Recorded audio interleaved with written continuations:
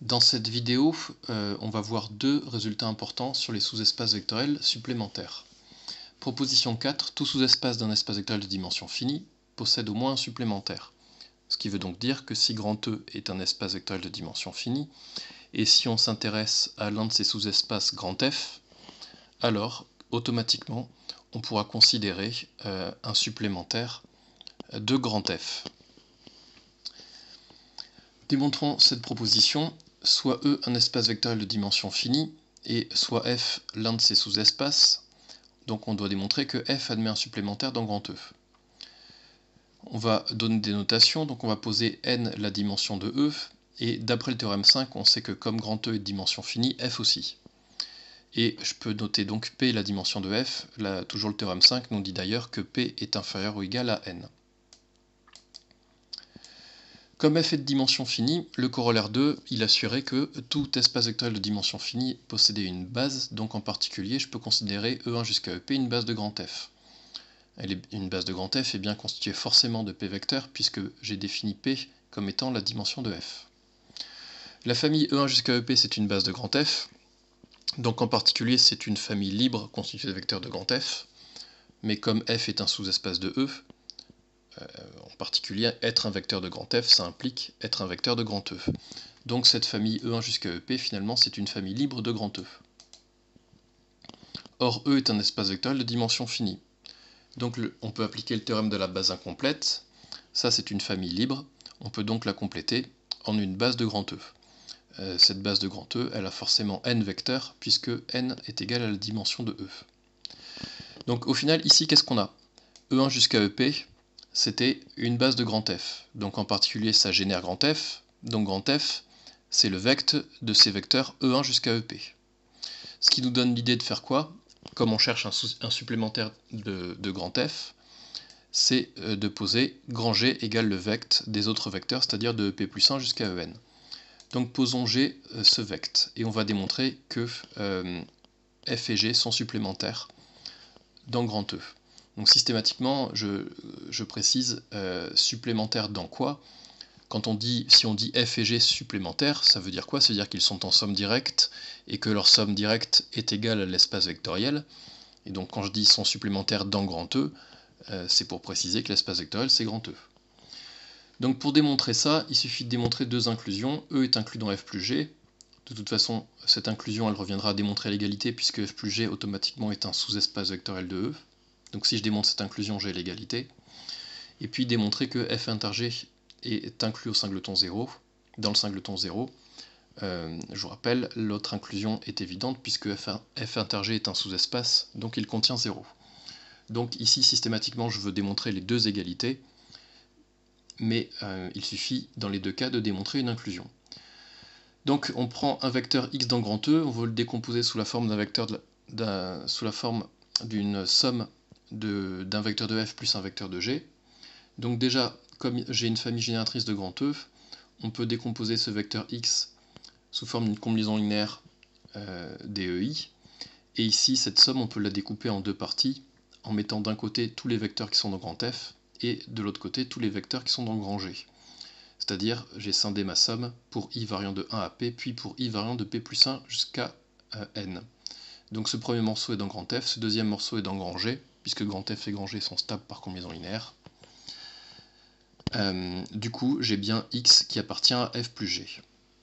Maintenant, je prends un vecteur x dans l'intersection. Donc, comme x est dans f, x il s'écrit sous la forme sigma d alpha iei. Ça, c'est parce que donc on avait dit que les ei pour i variant de 1 à p, c'était une base de grand F. Et comme x est dans G, on peut écrire aussi x sous forme de sigma d bêta iei pour i variant de p plus 1 jusqu'à n. Ça, c'est par définition de G. Bon, et donc on se retrouve avec deux expressions de x qu'on peut soustraire. Si je les soustrais, évidemment, j'obtiens x moins x, c'est-à-dire j'obtiens 0. Et ça, ce qui est important, ce qui est remarquable, c'est que toute cette partie de gauche de l'égalité, c'est en fait une combinaison linéaire de tous les EI pour i variant de 1 à n.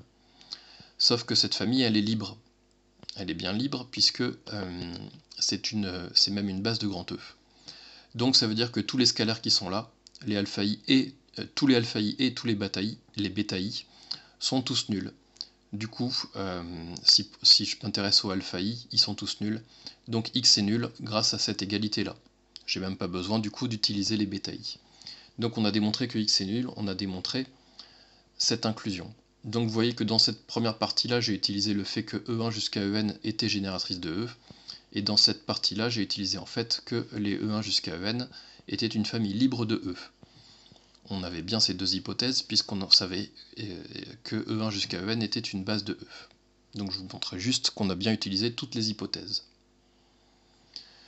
Petit 3, dimension d'une somme d'un sous-espace vectoriel. Donc ici, la situation est différente puisque on ne cherche pas à démontrer l'existence d'un sous-espace, on prend directement d'un sous-espace supplémentaire, on prend directement deux sous-espaces supplémentaires, F et G, qui sont supplémentaires de E. On prend une base E1 jusqu'à EP de grand F et une base EP plus 1 jusqu'à En de grand G. Et on veut démontrer que quand on met bout à bout ces deux bases, on obtient une base de grand E.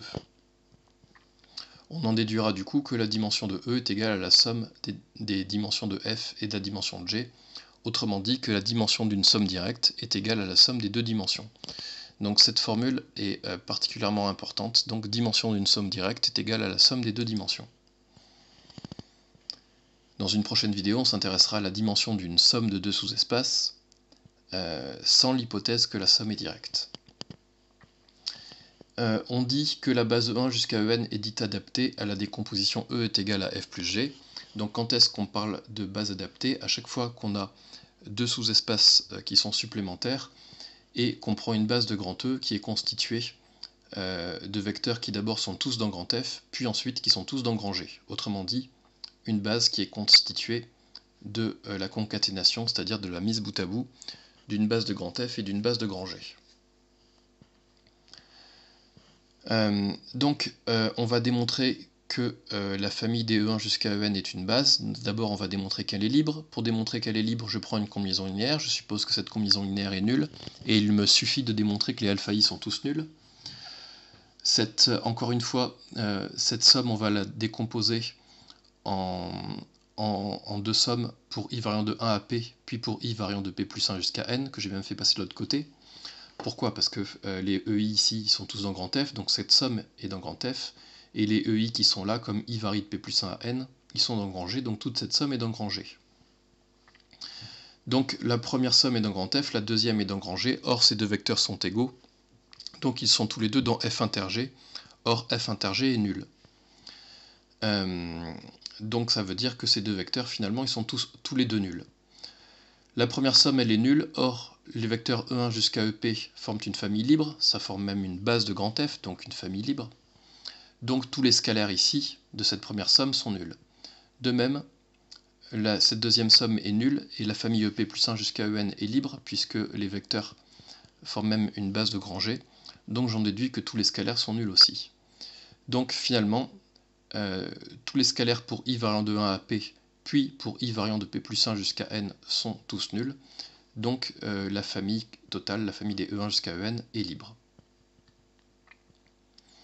Maintenant on va démontrer que la famille est génératrice, on prend un vecteur x de E, on utilise évidemment le fait que E soit égal à f plus g, pour décomposer x sous la forme y plus z avec y dans f et z dans g.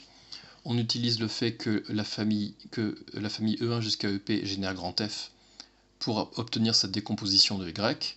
On utilise le fait que EP plus 1 jusqu'à En génère grand G pour obtenir cette décomposition de z. Et l'égalité x égale y plus z, quand on met bout à bout, quand on remplace y par cette somme et z par cette somme, on peut dire tout simplement que j'obtiens la somme pour i variant de 1 à n. Ensuite, la formule pour la dimension. Pour calculer la dimension d'un sous-espace, il suffit de compter le nombre de vecteurs qu'il y a dans ces bases. Dim de E ça fait n, dim de f ça fait p, donc dim de E ça fait n puisque ça c'est une base de E, dim de f ça fait p parce que là il y a p vecteurs, et dim de g, de p plus 1 jusqu'à En, ça fait bien n moins p moins 1 plus 1, donc ça fait bien n moins p vecteurs. Donc j'ai ces trois égalités là, du coup on a bien dim de E égale dim de f plus dim de g. Je vous laisse lire cette remarque importante qui fait bien la distinction entre les deux résultats qu'on a vus dans cette vidéo.